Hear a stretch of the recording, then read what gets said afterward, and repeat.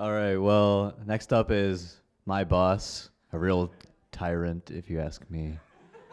Max Tagher. Max, enjoy.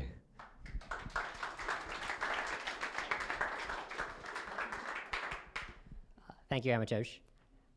My talk is about using Postgres and Persistent to bring validation in order. I guess that was what I said. Yeah, schema validation with Haskell, a whirlwind tour of possibilities. Since I only have 5 minutes, I'm not going like deep and cool on a topic. I'm just kind of giving you an idea of some things I think that are interesting out there. And a lot of it's really about SQL, not even Haskell. Okay, so starting, we always have these really cool things to validate data at runtime in Postgres or most SQL databases. We have foreign key constraints to make sure that if a value is in one table referencing another value in another table, that link is true. We have unique constraints to make sure that there's no duplicates. We have partial unique constraints in Postgres that's like a unique constraint with a where clause, so we can limit what the unique constraint applies to. We have domains in Postgres, which are exactly like new types in Haskell. We have enums, and that just like lists out a few values, like a sum type. We have check constraints that allow us to do arbitrary logic to say what can be true within a table. And we have constraint triggers that allow us to do like even fancier logic and do queries across tables to ensure that there's consistency there.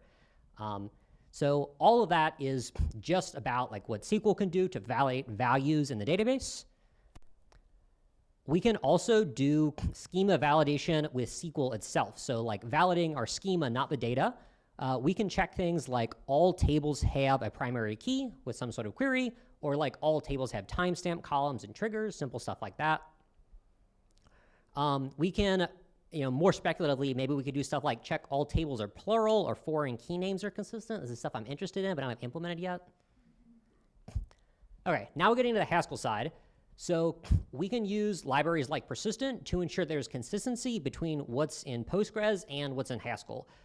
So Persistent has a kind of a DSL, a custom file format for describing what a table should have, like the table name and the columns and such.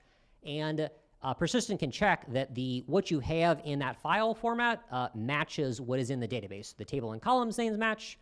The types match, there's an int in the Haskell, there's an int in the Postgres, and things like unique constraints that you have that you're expecting to exist logically in the code, they also exist.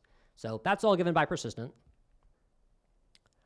Another cool thing we could do is we can enforce documentation. So this is something you don't get out of the box, but we wrote. So in Persistent files, you can have comments in them. It's like roughly the haddock syntax. And Persistent models the table metadata as something called entity def. That describes like the name of the table and the fields it has. And the comments are recorded there. And we can get a list of every entity def for all of our Persistent models. So with a single file, you can use like persist file with as the API. You can use this Persistent Discover package that Matt Parson wrote to take all your files that have Persistent models and kind of get that list of entity defs. So now you have all the metadata about all your tables. And then we can get the documentation for those tables with get entity comments.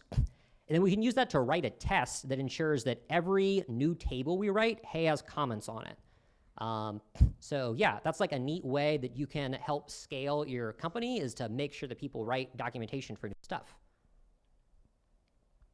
And here's kind of an example of what that test looks like. So we say describe entities with comments, we for loop over all of the entity definitions, and for each one, we say, this should have comments, and we check if the comments are there. If we get a just, we do nothing. If we get nothing, then we just throw a test failure to say, please add documentation to the database type.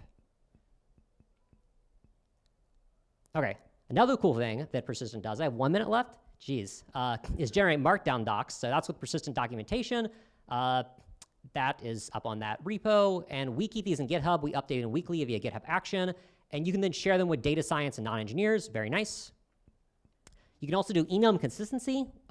So, we already were creating stuff with like persist field SQL for some types of template Haskell.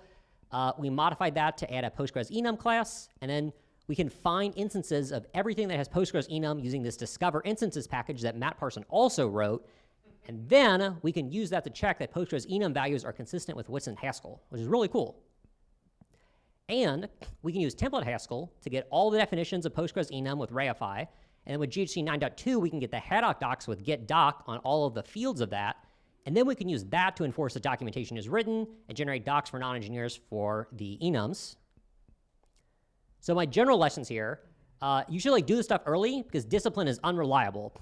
And anything you don't have validation for will not be enforced. There will be duplicates without uniqueness constraints, tables missing timestamp columns, tables without primary keys. And it's hard to reverse these mistakes. It's a pain to delete duplicates and extremely hard to rename tables and columns in active use. And this is a company building strategy because data consistency is obviously crucial, but schema consistency and documentation is also great. And documentation scales to a very large organization. So people should keep their eyes peeled for ways to improve this for their companies.